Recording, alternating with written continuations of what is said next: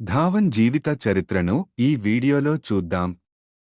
Shikhar Dhawan December 5, 1985న Punjabi కుటుంబంలో జన్మించాడు. అతను ఒక భారతీయ అంతర్జాతీయ క్రికెటర్ మరియు ఎడమ చేతి ఓపెనింగ్ బ్యాట్స్మెన్.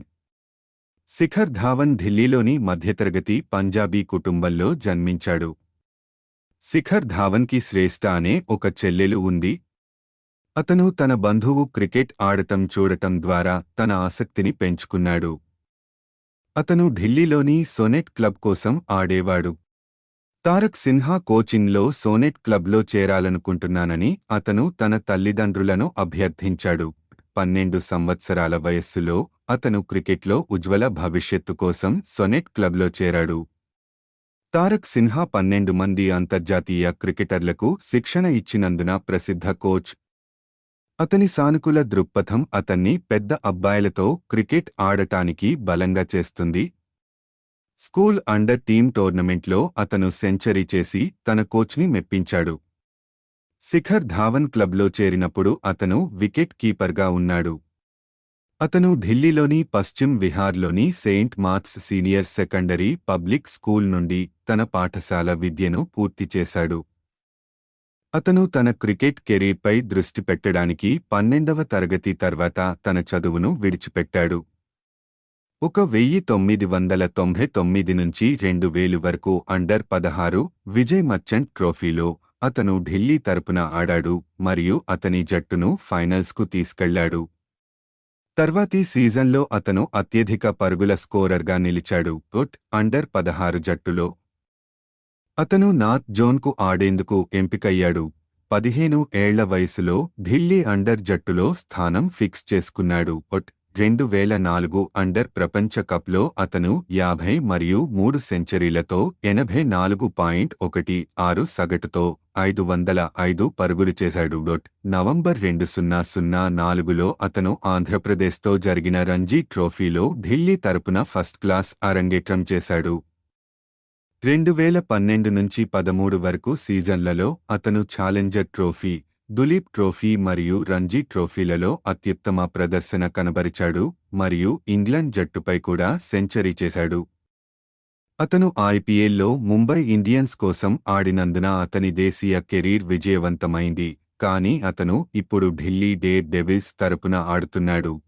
2004 అండర్ ప్రపంచకప్లో అతను భారత జట్టులో ఓపెనర్గా 505 పరుగులు చేశాడు. అతను నవంబర్ 2004లో ఢిల్లీ తరపున ఫస్ట్ క్లాస్ అరంగేట్రం చేశాడు.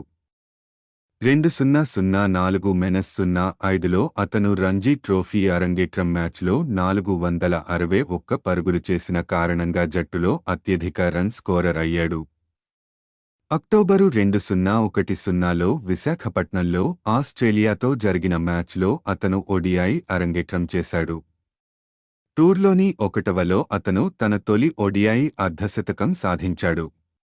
అతను జూన్ 2011లో క్వీన్స్ పార్క్లో వెస్టిండీస్పై తన T20 అరంగేట్రం చేశాడు. 2013లో ఆస్ట్రేలియాపై టెస్టుల్లో అరంగేట్రం చేశాడు. అతను తన అరంగేట్రం టెస్ట్లో వేగవంతమైన సెంచరీని సాధించాడు మరియు భారత అరంగేట్ర ఆటగాడి అత్యధిక స్కోర్గా రికార్డు సృష్టించాడు. అరంగేట్రం టెస్టులో 168 బంతుల్లో 185 పరుగులు చేసి నాటౌట్గా నిలిచాడు. 2010లో అతను ఆస్ట్రేలియాపై అంతర్జాతీయ ఓడిఐ అరంగేట్రం చేశాడు, కానీ దురదృష్టవశాత్తు అతను ఆ సిరీస్లో ప్రదర్శన చేయడంలో విఫలమయ్యాడు. తర్వాత పరిమిత ఓవర్లలో ఆడే అవకాశం వచ్చింది. అతను జూన్ 2011లో వెస్టిండీస్పై అంతర్జాతీయ T20 అరంగేట్రం చేశాడు, కానీ అతను ప్రదర్శన చేయడంలో విఫలమయ్యాడు. ఫిబ్రవరి 2013లో ఆస్ట్రేలియాతో జరిగిన భారత టెస్టు జట్టులోకి ఎంపికయ్యాడు. సచిన్ టెండూల్కర్ నుంచి టెస్టు క్యాప్ అందుకున్నాడు. తొలి టెస్టులో మురళీ విజయ్తో కలిసి 283 ఓపెనింగ్ భాగస్వామ్యంతో 187 పరుగులు చేశాడు. అలాగే అరంగేట్రంలోనే అత్యంత వేగవంతమైన సెంచరీ చేసిన ఆటగాడిగా రికార్డు సృష్టించాడు. 2013లో అతను ఐసీసీ ఛాంపియన్స్ ట్రోఫీ కోసం ఓడిఐ జట్టులో ఎంపికయ్యాడు మరియు రోహిత్ శర్మతో కలిసి భారతదేశం కోసం ఇన్నింగ్స్ ప్రారంభించే అవకాశాన్ని పొందాడు. అతను టోర్నమెంట్లోని మొదటి 2 మ్యాచ్లలో వరుసగా 2 సెంచరీలు చేశాడు. టోర్నమెంట్ ముగిసే సమయానికి అతను 363 పరుగులు చేసినందుకు గోల్డెన్ బ్యాట్ ద్వారా అందుకున్నాడు. ట్రైసరీస్లో అతని ప్రదర్శన భారత జట్టులో తన స్థానాన్ని స్థిరపరచుకోవడానికి సహాయపడింది. అతని కారణంగా ఆస్ట్రేలియా టూర్పై భారత్ 350+ స్కోర్ను సులభంగా ఛేదించింది. అతను 2014 ఆసియా కప్లో చాలా బాగా ఆడాడు మరియు ట్రోఫీని గెలుచుకోవడంలో కూడా సహకరించాడు. అతను ఆస్ట్రేలియాతో బోర్డర్ గవాస్కర్ టెస్ట్ సిరీస్లో ఆడే అవకాశం పొందాడు కానీ దురదృష్టవశాత్తు అతను ప్రదర్శనలో విఫలమయ్యాడు. 2015 ప్రపంచ కప్లో అతను బంగ్లాదేశ్ మరియు శ్రీలంకపై 2 సెంచరీలు మరియు బ్యాక్-టు-బ్యాక్ సెంచరీలు చేశాడు. దురదృష్టవశాత్తు అతను గాయపడ్డాడు మరియు ఛాంపియన్స్ ట్రోఫీలో తిరిగి వచ్చాడు మరియు మళ్లీ అత్యధిక పరుగులు చేసినందుకు గోల్డెన్ బ్యాట్తో అతనికి బహుమతి లభించింది. అతను 50 ఓవర్ ఫార్మాట్లో ఆర్డర్లో అగ్రస్థానంలో తన స్థానాన్ని సుస్థిరం చేసుకున్నందున అతను ఏడాది పొడవునా ప్రదర్శనను కొనసాగించాడు మరియు 2013 ప్రపంచ ఓడిఐలో పేరు పొందాడు. అయినప్పటికీ అతను 2014లో పేలవమైన ఫామ్ను కలిగి ఉన్నాడు. ఇందులో నిరాశపరిచిన ఐసీసీ వరల్డ్ టీ20తో సహా అతను తక్కువ స్కోర్ల తర్వాత జట్టు నుండి తొలగించబడ్డాడు. 2015 ఐసీసీ క్రికెట్ ప్రపంచ కప్ సమయంలో అతని ఫామ్ సక్రమంగా తిరిగి వచ్చింది.